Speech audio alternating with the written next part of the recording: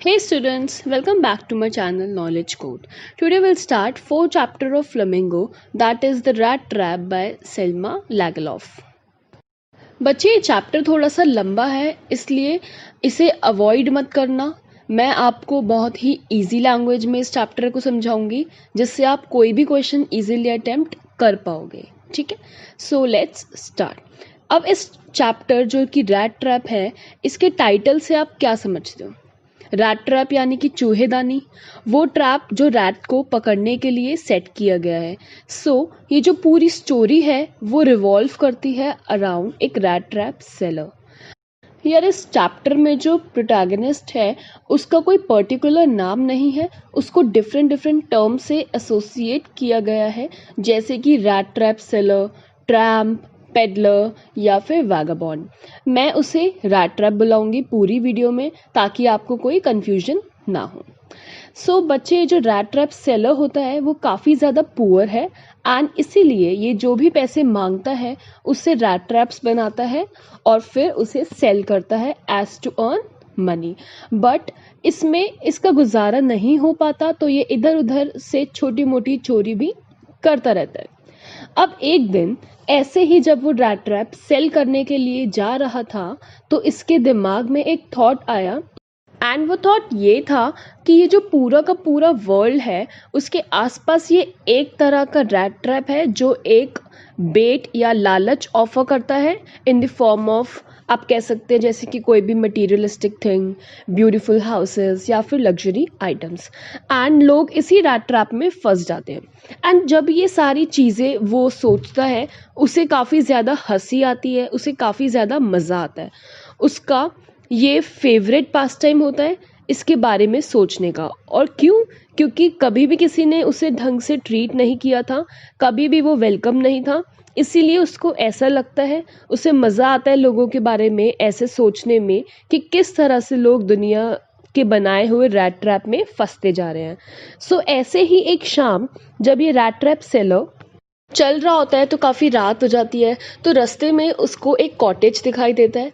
तो वो वहाँ जाकर नॉक करता है पूछने के लिए कि क्या वो एक रात के लिए वहाँ रुक सकता है।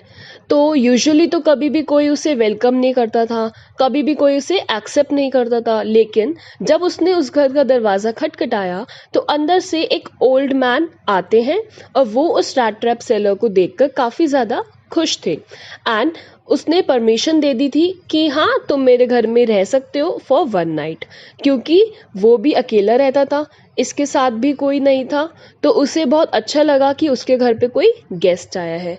अब ये जो ओल्ड मैन है वो ना सिर्फ उसको रहने के लिए शेल्टर नहीं देता बट उसके साथ साथ उसको खाने के लिए भी देता है, उसके साथ कार्ड्स भी खेलता है एंड इनफैक्ट उसके साथ इतना ज़्यादा फ्रैंक हो जाता है कि वो उसे अपने पैसे कमाने का तरीका भी बताता है।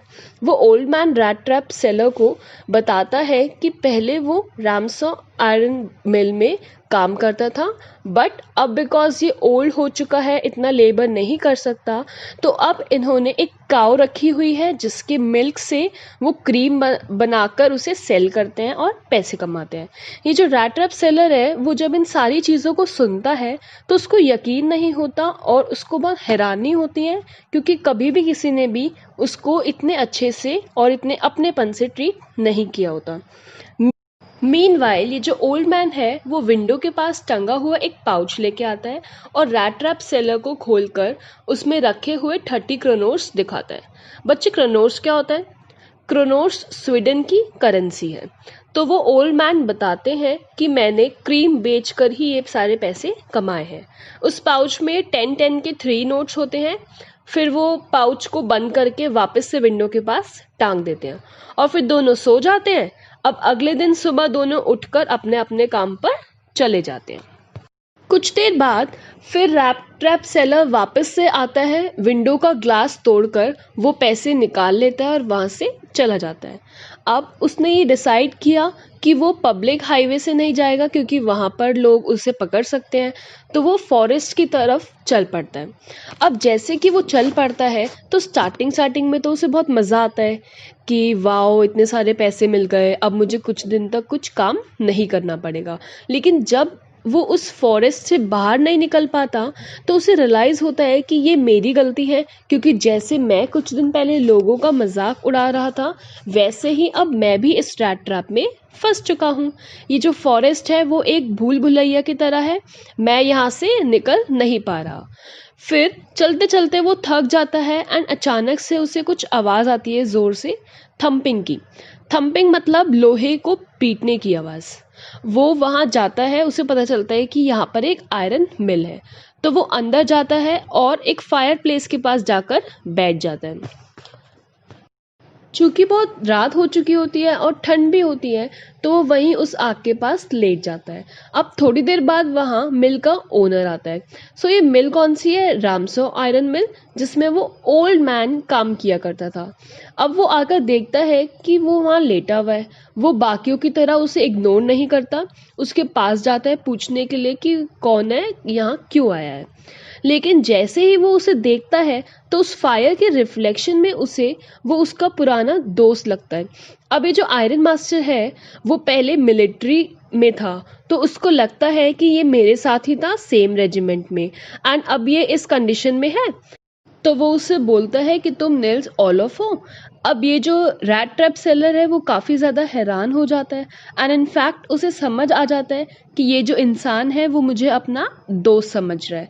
तो इसीलिए वो उसको सच नहीं बताना चाहता, क्योंकि उसे लगता है कि शायद ये मुझे अपना दोस्त समझकर मेरी कुछ हेल्प कर दे और मुझे कोई पैसे दे दे।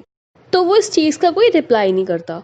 तो आयरन मास्टर बोलता है कि तुम्हें कभी भी रिज़ाइन नहीं करना चाहिए था, छोड़कर नहीं जाना चाहिए था। देखो अब तुम्हारी क्या हालत हो गई है। अब कोई बात नहीं, चलो हमारे साथ। मैं यही सोच रहा था और अपनी डॉटर को भी बोल रहा था कि हमारे साथ क्रिसमस बनाने के लिए कोई है नहीं। जैसे तुम जानते हो मेरी वाइफ एक्सपायर हो गई थी और जो मेरे बेटे हैं वो अब्रॉड हैं। तो मैं और मेरी बेटी सोच ही रहे थे कि कोई हमारे साथ आए और क्रिसमस ईव बनाएंगे। तो तुम चलो मेरे साथ, मैं तुम्हें वहाँ पर जाकर खाना भी खिलाऊंगा और तुम्हें ढंग के कपड़े भी पहनने को दूंगा। वो रैट ट्रैप सेलर को देखते ही पहचान लेती है कि या तो ये इंसान कहीं से भागकर आया है या कहीं से कुछ चोरी करके आया है, मतलब कुछ ना कुछ गड़बड़ तो है। लेकिन फिर भी वो इतनी मॉडेस्ट होती हैं, इतनी अच्छी होती हैं कि वो उसे बोलती हैं, देखो तुम्हें डरने की कोई ज़रूरत नहीं है, हम तुम्हें फोर्स नहीं करेंगे, पर कम से कम एक क्रिसमस ईव तो हमारे साथ स्पेंड कर लेना। तो जैसे तैसे वो एडला विलमैनसन को मना नहीं कर पाता और उसके साथ घर चला जाता है। अब जैसे ही ये घर जाते हैं तो आयरन मास्टर बोलता है कि चलो तुम फ्रेश होकर चेंज करके आ जाओ, हम सब साथ में डिनर करेंगे। फिर जब वो आता है नहाकर साफ सुथरा होकर, प्रॉपरली शेव करके, अच्छे क्लोथ्स पहनकर, तो आयरन मास्टर को एकदम से शॉक लगता है कि ये तो वो मेरा दोस्त है ही नहीं जिसे मैं समझ रहा था। ये तो मेरे साथ धोखा हो गया, जो मैं समझ रहा था ये तो वो है ही नहीं, ये तो कोई और है। तो आयरन मास्टर बोलता है, क्या तुम मुझे धोखा दे रहे हो? तो रैट ट्रैप सेलर बोलता है, अरे मैं तो मना ही कर रहा था घर आने को, तुम लोग ही तो मुझे इतना फोर्स करके लाए हो। मैंने तो नहीं कहा था कि मुझे चलना है घर पे, तुम ही तो मुझे लेकर आए हो। तो आयरन मास्टर बोलता है, ठीक है, मैं शेरिफ या पुलिस को फ़ोन करता हूँ, वो ही डिसाइड करेंगे कि अब तुम्हारे साथ क्या करा जाए। तो रैट ट्रैप सेलर को गुस्सा आ जाता है। वो बोलता है, देखो मेरे जैसे लोगों के लिए, मेरे जैसे गरीब लोगों के लिए ये दुनिया बहुत सारे रैट ट्रैप्स जो है सेट करती है, हमें बहुत सारी बेट्स लालच देती है। तुमने मुझे बेट दी, लालच दिया कि अपने घर पे बुलाया रहने के लिए, खाने के लिए कहा, और मैं आ गया, मेरी गलती नहीं है, तुमने ही बुलाया था।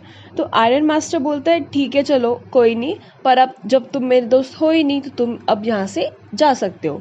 अब इतने में एडला विलमैनसन जाकर दरवाज़ा बंद कर देती है कि नहीं फादर, हम इसको यहाँ से जाने नहीं देंगे, क्रिसमस का टाइम है और हम नहीं चाहते कि हमारे घर से कोई सैड होकर जाए। इसीलिए देखो इतने टाइम से ये चल रहा होगा, थक गया होगा, पता नहीं ठीक से सोया होगा भी या नहीं, कुछ खाया भी होगा या नहीं, तो इसलिए हमें इसको ऐसे ट्रीट नहीं करना चाहिए। ये यही रुक सकता है जब तक ये चाहे, जब इसका मन करेगा ये चला जाएगा, एटलीस्ट क्रिसमस तक तो ये हमारे साथ रुक ही सकता है। तो आयरन मास्टर अपनी डॉटर को बोलते हैं, देखो तुम रिग्रेट करोगी इस चीज़ का। तो एडला बोलती है, टेंशन लेने की कोई ज़रूरत नहीं है फादर, इसको आज यहीं रहने दो। तो ये जो रैट ट्रैप सेलर है वो एडला विल्मैंसन के नेचर को देखकर काफ़ी ज़्यादा इम्प्रेस होता है और शॉक्ड भी। इसे लगता है कि ये इतनी कंपैशनेट है, ये मेरे साथ इतने अच्छे तरीके से बिहेव कर रही है, कितनी काइंड हार्टेड है। तो अब ये काफ़ी देर तक सोता है, खाता है, फिर सोता है, फिर थोड़ी देर बाद उठ जाता है, फिर क्रिसमस ट्री को लाइट अप करते वक्त उठ जाता है, फिर थोड़ा बहुत खाकर फिर सो रहता है। इनफैक्ट वो पूरे दिन सोता ही रहता है कि जैसे काफ़ी टाइम से इसकी नींद पूरी ना हुई हो, ढंग से सोया ना हो प्रॉपरली। अब अगले दिन सुबह एडला विल्मैंसन और आयरन मास्टर चर्च जाते हैं एंड चर्च जाके उन्हें पता चलता है कि किस तरीके से कोई उस ओल्ड मैन, उस क्रॉफ्टर के 30 क्रोनोर्स चुरा कर भाग गया। तो वो दोनों समझ जाते हैं कि ये वही चोर है जो हमारे घर पर रुका हुआ है। वो दोनों परेशान हो जाते हैं, जल्दी से घर आते हैं एंड जो फादर होते हैं आयरन मास्टर, वो एडला को बोलते हैं, अब देखना तुम पक्का वो जो हमारे घर में चोर है ना, वो हमारे सिल्वर स्पून को भी लेकर भाग चुका होगा। जैसे ही वो घर के सामने पहुंचते हैं तो वो उस वर्कर से पूछते हैं कि तुमने उस रैट ट्रैप सेलर को यहाँ से जाते हुए देखा? तो वो बोलता है हाँ। तो वो पूछते हैं कि वो खाली हाथ गया था या उसके हाथ में कुछ था? तो वर्कर बोलता है कि नहीं, वो अपने साथ कुछ लेके तो नहीं गया, इनफैक्ट कुछ रख कर ही गया है, एंड दैट वाज फॉर एडला विल्मैंसन। तो जब एडला उसे देखती है तो वो काफ़ी ज़्यादा हैरान हो जाती है। तो वो उस प्रेजेंट को, उस पैकेट को खोलती है और देखती है उसके अंदर एक रैट ट्रैप होता है जिसमें 30 क्रोनोर्स पड़े हैं। 3 नोट्स होते हैं 10-10 के, जो उसने उस ओल्ड मैन के घर से चोरी किए थे। एंड साइड में एक नोट भी होता है एडला विल्मैंसन के नाम का। अब उस नोट में रैट ट्रैप सेलर ने ये लिखा होता है कि बिकॉज आपने मुझे इतने अच्छे से ट्रीट करा, मैं नहीं चाहता कि आप एम्बैरस हो कि इस क्रिसमस आपने एक थीफ को अपने घर में होस्ट किया। इसीलिए मैं सोच रहा हूँ अपने रास्ते को बदलने की, मैं चोरी करना छोड़ दूंगा। एंड दैट इज़ वाई वो उसको थैंक करता है उसके नेचर के लिए और बोलता है ये जो 30 क्रोनोर्स हैं वो उस ओल्ड मैन को दे देना। नीचे वो अपनी साइन नहीं करता, वो लिखता है return with friendship and high regard, captain वोन स्टेल। एंड जब एडला ये नोट पढ़ती है तो वो काफ़ी ज़्यादा खुश हो जाती है। एंड वो खुश क्यों होती है? क्योंकि अब उस रैट ट्रैप सेलर ने अपने रास्ते बदलने शुरू कर दिए हैं और वो आगे से चोरी नहीं करेगा। एंड यहाँ पे ये स्टोरी ख़त्म होती है। अब हम देख लेते हैं इस चैप्टर के कैरेक्टर स्केच। फर्स्ट, पेडलर और the rat trap. The peddler was a poor vagabond. He sold rat traps to earn his living. He also resorted to thievery when required. He was struck with a dark realization that the world is itself a rat trap and all men and women are just like rats that are vulnerable to be trapped to various types of baits. He was inherently not a bad person. He had some goodness in him that was irked by Edla, the Iron Master's elder daughter. In the end, he transformed himself and returned the stolen money to the crofter through Edla, loving, caring, and devoted family man. Second, Edla Wilmanson. She was the oldest daughter of the Iron Master. She was not at all pretty but seemed modest and quite shy by heart. Kind-hearted थी, compassionate थी, smart enough to understand rightly from the peddler's eyes that he might have escaped from jail or stolen something. जब उसने rat trap seller को देखा था तो वो देखते ही पहचान गई थी ना कि या तो ये कहीं से कोई भाग कर आया है या कुछ चुरा कर आया है. By being a good host, she actually elevated Peddler's nature to that of a captain. उसने बिल्कुल कैप्टन की तरह उस रैट ट्रैप सेलर को ट्रीट किया था. She was a great human being. A crofter या old man. He was lonely and had nobody to talk to. He was happy to see the peddler and gave him shelter. Not only shelter, उसने खाने को खाना भी दिया था और इसके साथ कार्ड्स भी खेले थे. इनफैक्ट उसने अपनी कॉन्फिडेंशियल थिंग्स भी उसे बताई. He was generous. He had been a crofter at Ramshaw Iron Works. Trusted the stranger easily with his confidences. Next, Tom and iron master, जो कि आयरन मिल का ओनर था. The iron master was the owner of the large iron factory रामसो iron work. His greatest ambition was to ship out good iron in the market. Hard working and conscious of his duties, He mistakes the rat trap seller as his old acquaintance, and his basic instinct was to help him irrespective of his condition, which shows that just like his daughter, even he was kind hearted and helpful.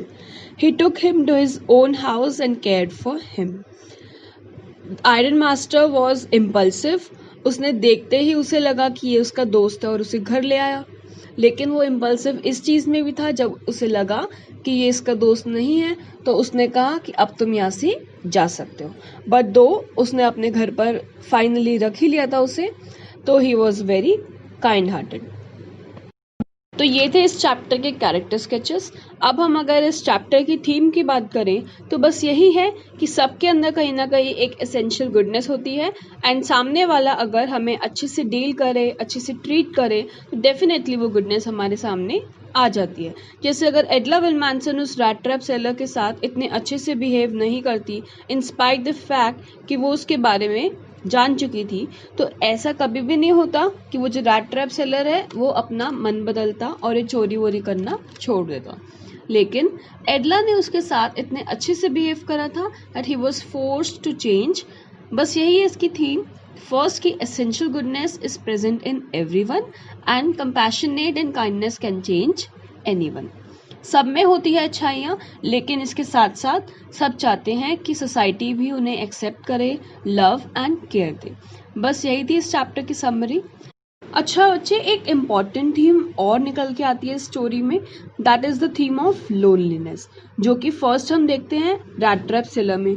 वो अकेला रहता था, उसे दुनिया के बारे में गलत सोचने में सही लगता था, क्योंकि किसी ने भी उसको सही से ट्रीट नहीं किया था, कहीं पर भी वो वेलकम नहीं था. सेकेंडली जो हम देखते हैं ओल्ड मैन में, जो कि क्रॉफ्टर था, कि जैसे ही रैट ट्रैप सेलर उसके घर का दरवाज़ा खटखटाता है तो वो उसे देखकर बहुत खुश हो जाता है, क्योंकि वो अकेला रहता था एंड उसको कंपनी मिल रही थी. इसीलिए उसने उसे परमिशन दे दी थी कि तुम एक रात के लिए यहाँ रह सकते हो.